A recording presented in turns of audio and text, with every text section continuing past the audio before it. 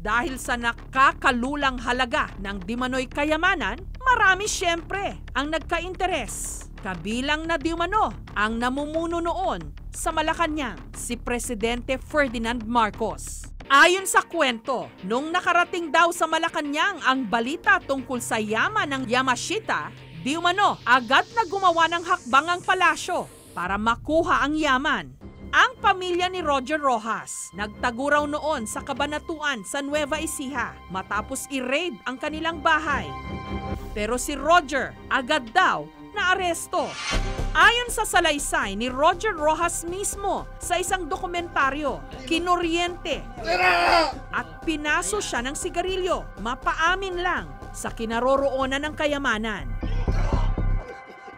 Mahigit 1 taon ding nakulong si Roger sa kasong illegal possession of firearms matapos itong magbalik sa Baguio taong 1972. Dito sa Baguio City Jail, tinorture yung dad ko dyan. Sobrang nahirapan siya nung pinahiga siya sa ice at pinapipirma nga siya na fake yung Golden Buddha ng mga presidential security guard nung araw.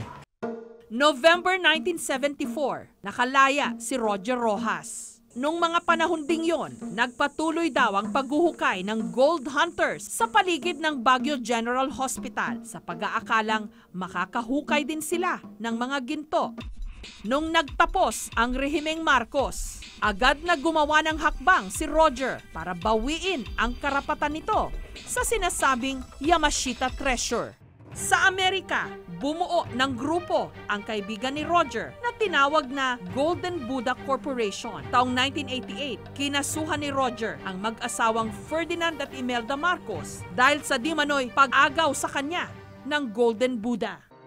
Sinimulan ang pagdinig ng kaso tungkol sa Yamashita Treasure noong May 1993 sa Hawaii mismo. Ginawaran sina Roger ng Hawaii Court ng $22 billion.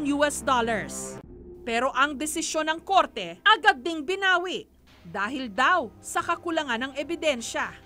Sinubukan ng aming team na makapanayam ang pamilya Marcos o kahit pa ang kanilang mga kinatawan para kunin ang kanilang panig tungkol sa Yamashita Treasure, pero tumanggi silang magbigay ng anumang pahayag. Taong 1986, sa kasagsagan ng EDSA People Power, inilipad ang pamilya Marcos patungong Hawaii. Habang sila'y naka-exile doon, nagtayo sila ng korporasyon na siyang haharap sa lahat ng mga aligasyon laban sa pamilya. Ayon naman sa isinumiting affidavit ng mga Marcos, puro mga kasinungalingan lang daw ang mga paratang sa kanila tungkol sa Yamashita Treasure.